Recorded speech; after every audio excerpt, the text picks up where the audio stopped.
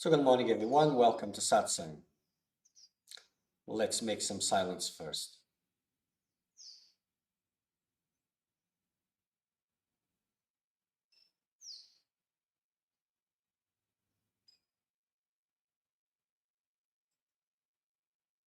There is no spiritual practice.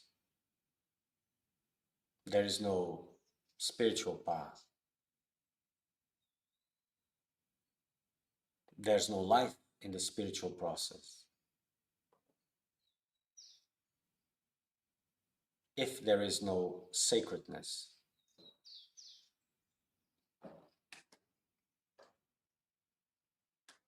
Sacredness is the key that unlocks the life of the process.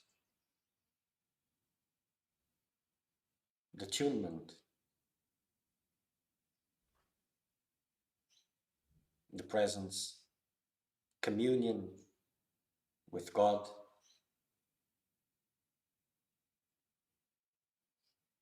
It's all about sacredness.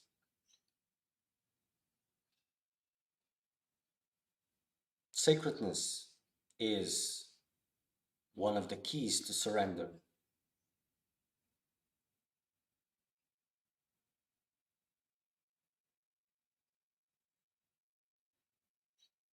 Sacredness is the path to enlightenment.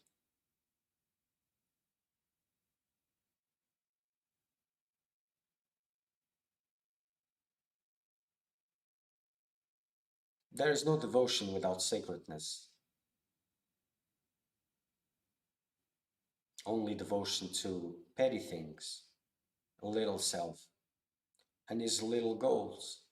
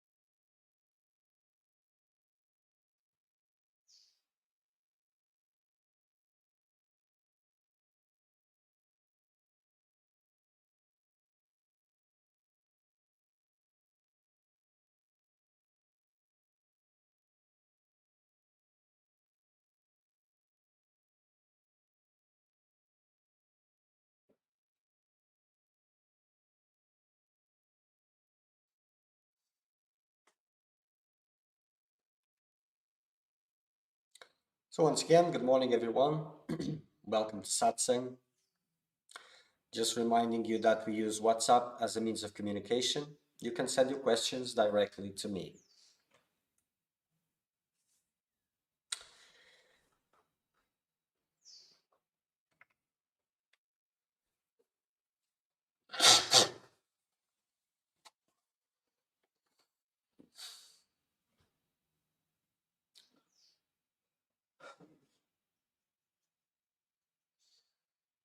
So today we're going to talk about an important subject.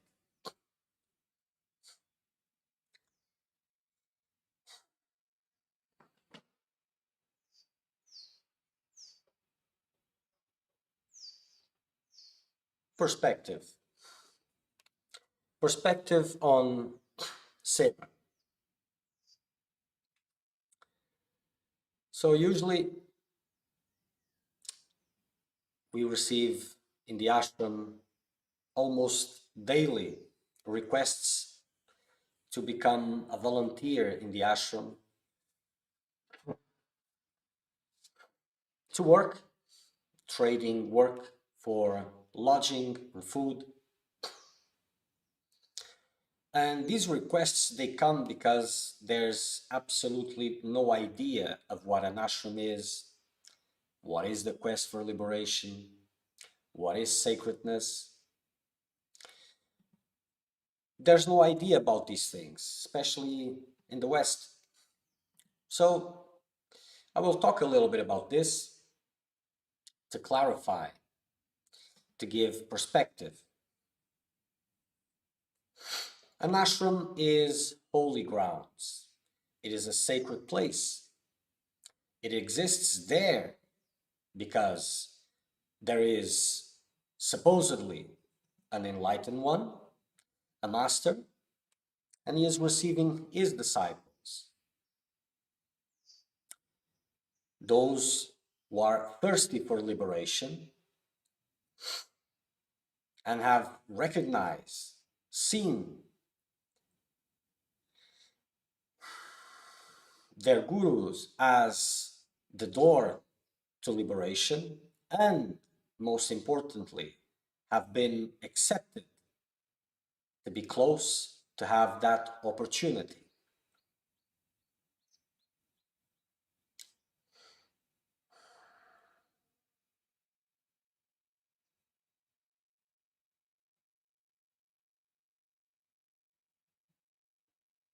What about liberation?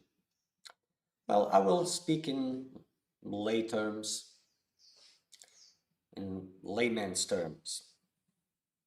It is to break with the cycle of samsara, with the cycle of suffering. That's very narrow-minded vision. It is reunion with the source, merging with the divine, realizing your or returning to your divine nature. It may not seem much, but it is the highest of the highest for those who have come to a maturity level that they see through here, through the heart, not through physical senses, and have this calling in that direction.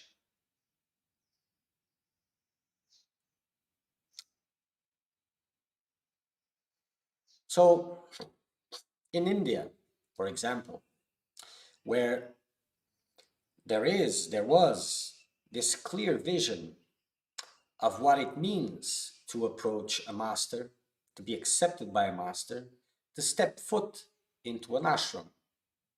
So a disciple, and the disciple is the one who makes the master, not the other way around, because it is the love of the disciple that makes, for the guru, that makes him a disciple.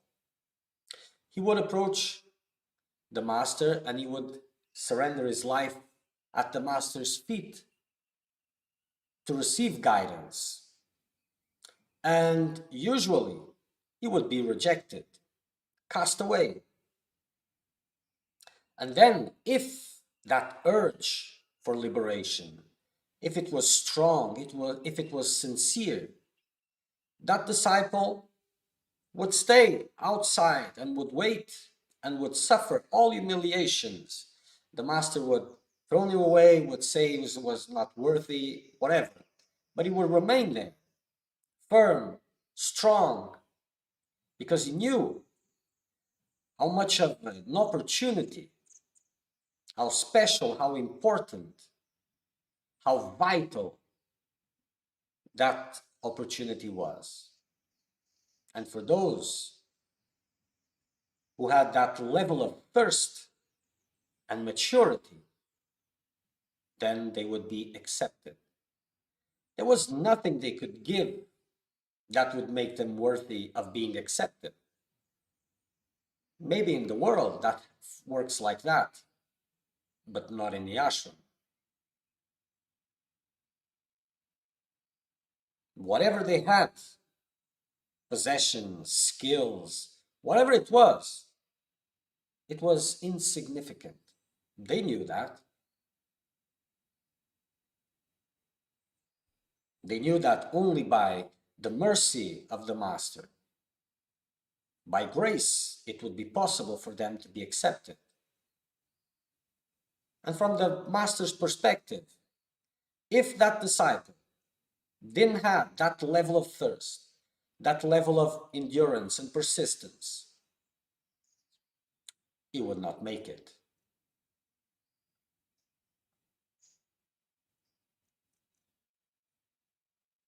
If a seeker would come to the Guru and say, look, I want to spend some time in your ashram, I will work in exchange for food,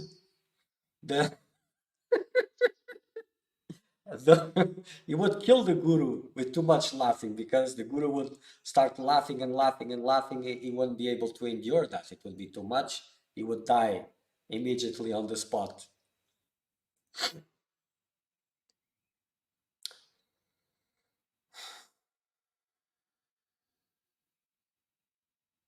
And that would reveal, that kind of proposal would reveal the immaturity, the level of immaturity of the seeker. Because what happens in an ashram? What is work in an ashram? Well, those who are in an ashram and are under the Guru's guidance, their work is Seva. What is Seva? Seva is uninterested work, is selfless work. It is the work that you dedicate to God, to the Guru, and by which you give up all the fruits from those actions, all the fruits from that work. And you learn, because it's not possible at once, but you learn to detach yourself from anything, any fruit that can come from that work, any kind of recognition, any kind of self-value. And the most unseen work is the best one. To be able to do seva in an ashram, first you have to be gone through the first stages, resumingly making it in a resumed way. You have to have the grace of the Guru to be there. So that was the first step, the first big step. And coming to an ashram is leaving the world behind, the world and its values. So nobody works in an ashram. Everybody serves in an ashram. Serves, it doesn't mean that you, this is the proper way of looking from your perspective. You are serving. But that's not exactly it, because every work that happens under the Guru's guidance in an ashram is spiritual practice. It is your spiritual practice. So who else will benefit from spiritual practice, from your spiritual practice, than yourself? There are many misconceptions, even with compassion and helping others as a spiritual practice. Those who are helping others, they are receiving more than those who are receiving the help that it is being given to them. Because having the opportunity to practice compassion is a blessing towards the one who is practicing it. So if you see a beggar on the streets and you are giving something to him, you should thank the beggar for being there and to give you the opportunity for you to practice compassion. Because that compassion, is your benefit, not his. So in an ashram under guidance, whatever work you are doing is through guidance, is the circumstances that have been created for you to work whatever you need to work, to be exposed to the circumstances that will allow you to transcend your limitations. Through those circumstances, you will find your obstacles and the Guru will help you to move beyond them. So who's profiting from your work?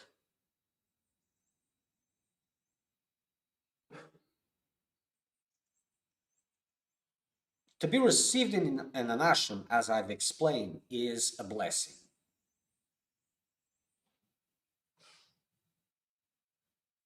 So what do you have to trade?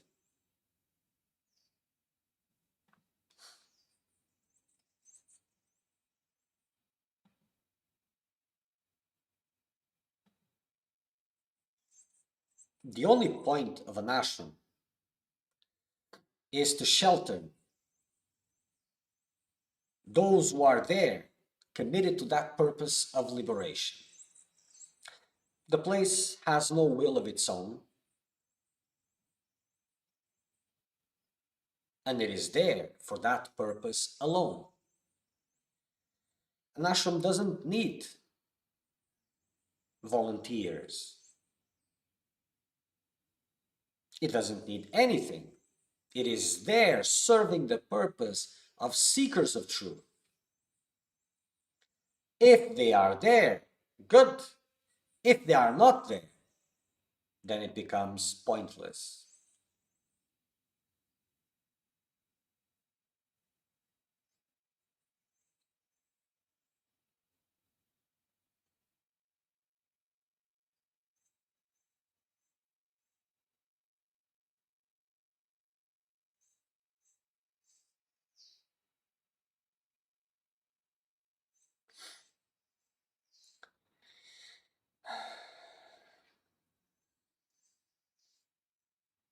So whatever contribution you may think you are able to do, it is in your benefit only. To be able to participate, to assist in any way, it's your benefit only. And only a narrow vision can think of otherwise, which is quite common. And I understand that because there are many charitable institutions that work like this. They receive people in volunteer to do work, nothing against it. And there are some ashrams that also do that.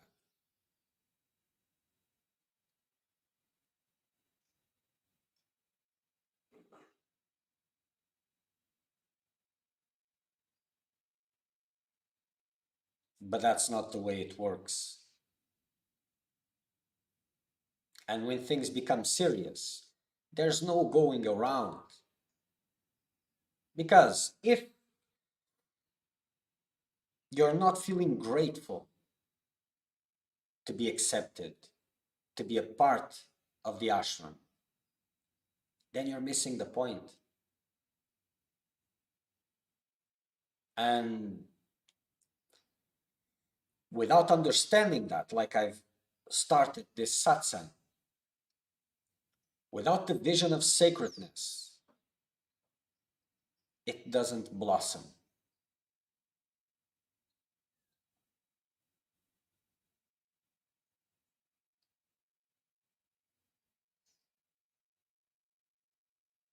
And the only way to come close to a master is through sincere spiritual hard work, which is intense spiritual practices, intense meditation,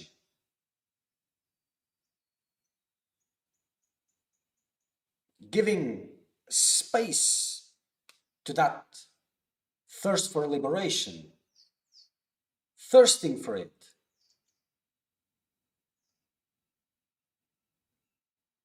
and applying yourself intensely, showing how sincere and dedicated you are.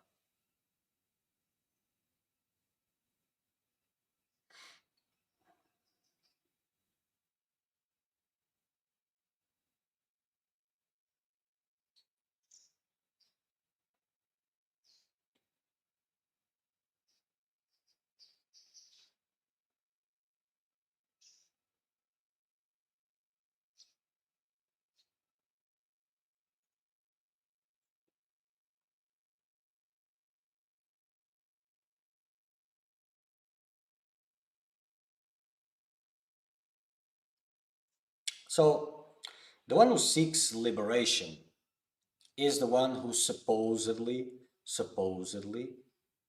has seen the emptiness of worldly values, the emptiness of possessions, of self-importance, of all these structures that feed illusion. And if he hasn't, well, he's not ready yet. If he has, what value does he have that he can trade for liberation?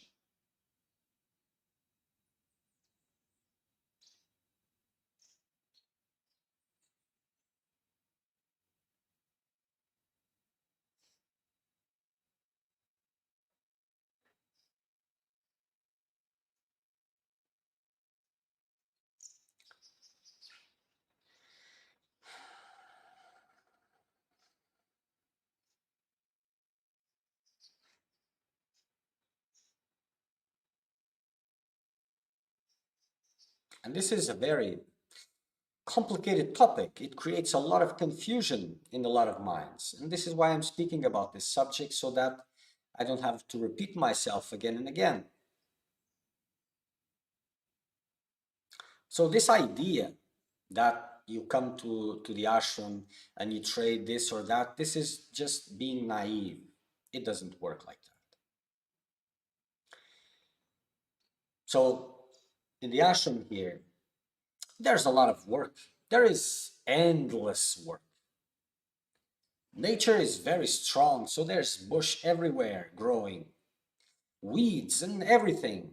Whatever you plant, nature comes and swallows it very fast if you don't take care of it. And to take care of it, a lot of hands are needed. Of course,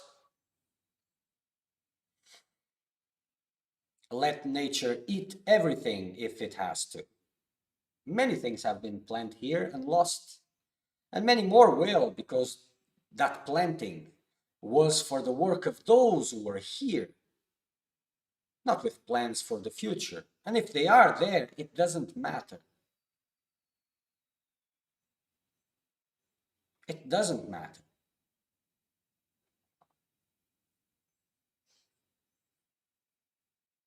And like I said, we receive these requests almost on daily basis.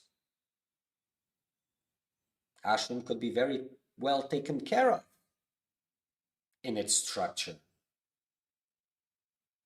But the work that's here in the ashram is for seekers of truth, no one else.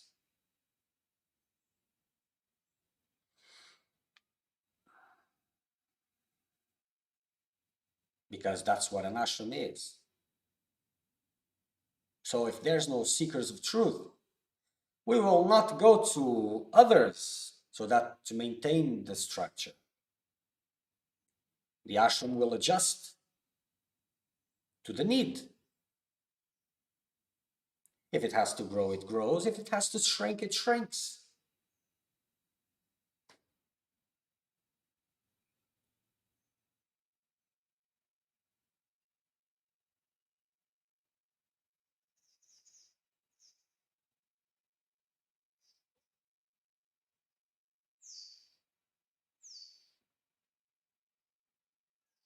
So all these ideas,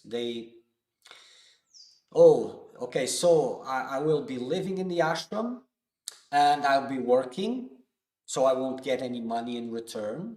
But this is an exchange for, that's it. It doesn't work like that. And if you knew, if that sense of sacredness was there, you wouldn't even consider this.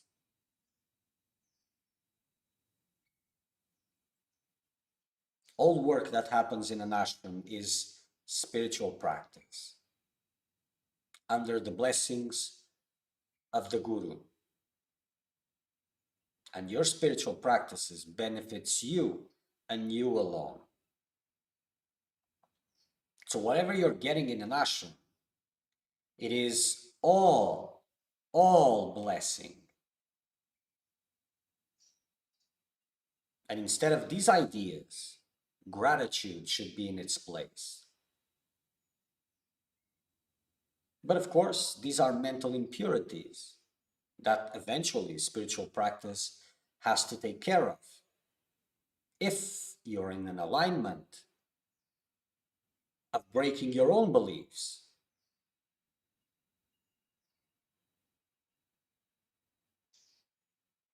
because without seeing that, without having that gratitude, it cannot blossom.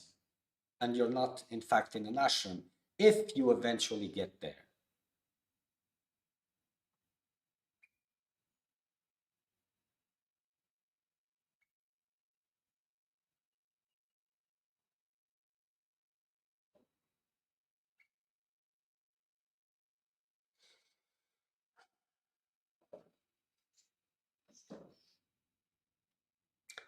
So let's recapitulate. Yeah. Being in an ashram is a blessing for those who have the opportunity to be there. In India, for example, people have this notion. So even those who are in a worldly life, they take a time to be in an ashram because they understand the blessing that it is, the importance of it into their lives. Just stepping into an ashram is an intense spiritual practice. And all the work that is done there, it is your spiritual practice. So, and if Seva is about dedicating all your actions to God, it's about relinquishing all fruits of those actions so that it doesn't feed self-importance, purpose, continuation. So what trade can you do?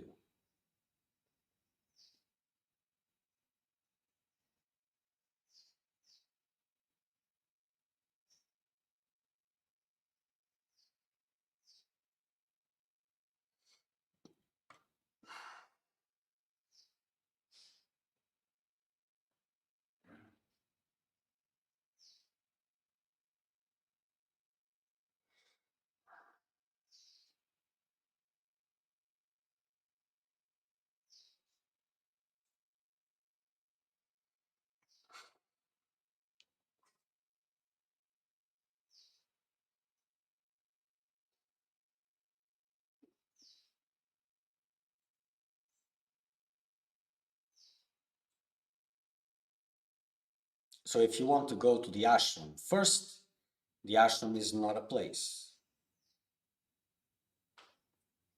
I get this also a lot. Seekers coming to the ashram, never heard about, nothing about the ashram, but it's an ashram.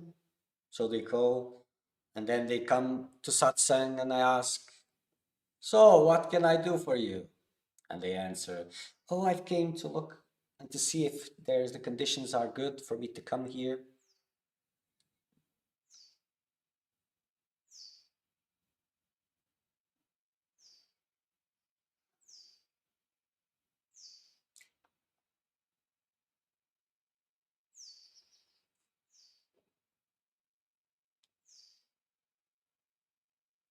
So the ashram is the house of the guru. And if you want to come to an ashram, the only purpose is to be close to the guru. And if you're not a seeker of truth, it is pointless. If you are, you need to work your proximity with the master. And that you cannot do it by smiles and nice words, but with hard work. Because it is from hard work that doubts will come, the thirst increases, and it makes a point for that interaction with the master.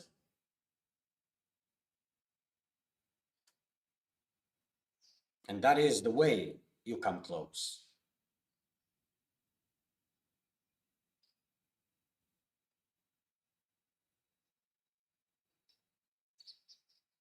So another example, people asking, oh, I've been in spirituality all my life, for example, and I want to check the ashram to see if it's a place where I can give my contribution for this and that and to make the world a better place.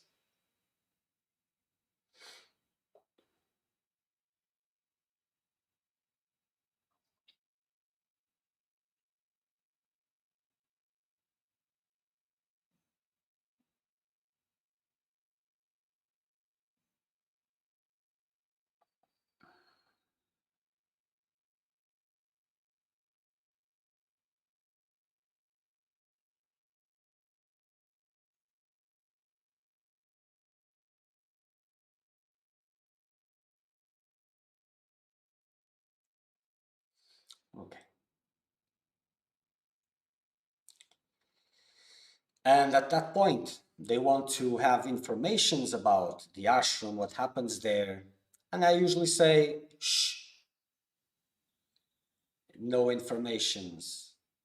I say to the Sangha, don't give any informations about anything. Why? Because I'm only interested in those who see through here, not in those who use the mind to find security and safety, and they are looking for a place, and that is completely out of line. No magic involved, no life in it, no level of sacredness. Just using their senses to get a sense of security. No connection, nothing. Just a place. And that's not what an ashram is.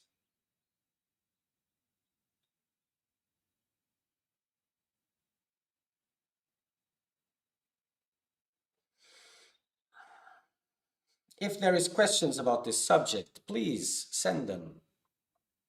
I'll be happy to clarify it.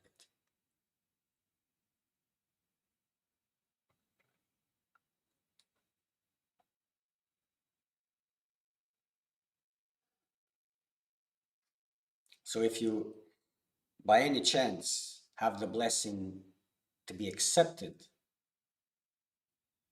to be in an ashram, close to your guru, understand that it is by grace only. And then you need to honor that grace so that it may remain. Because sometimes the doors of an ashram, they open easily, but that doesn't mean anything. You see, the first opportunity, it's very easy. But then you need to struggle for it. You need to honor it by your hard, continuous work. And an ashram, a real ashram, doesn't forgive that. In a sense, the only purpose to be there is spiritual work towards liberation. It's not about maintaining a lifestyle. It's not about that. It's not about making the world a better place and working into that direction. You will only work into that direction if you're working on your own freedom.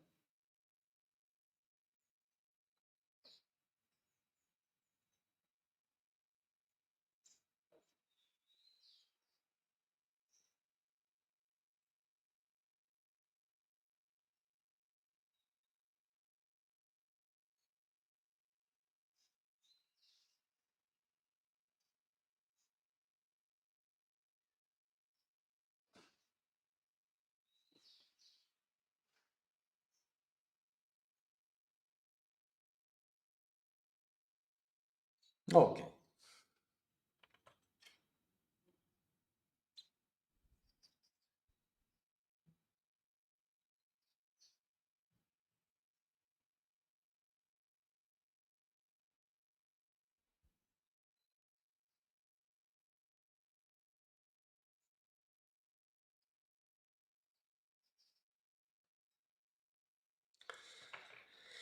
So this is Seva.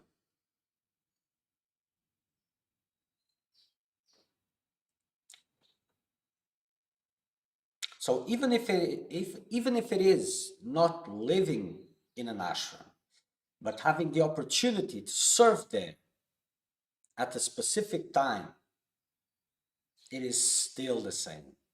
It's having an opportunity. The only way to repay this is by honoring it with hard and sincere work. Try to work on the obstacles that you find in yourself through those circumstances. And that means by honoring what it means to be a seeker of truth.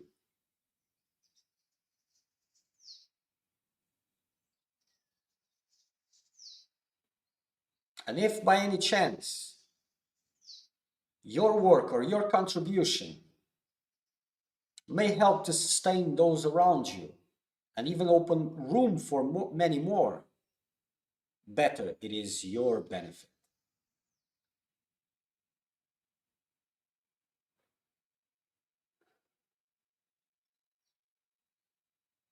And if this is not clear for you, then you will look at things that you have as rights and what you don't have as something which is not being given to you. And gratitude will miss you by a mile. You will not see it. And if you'll not see it, it means this is dead.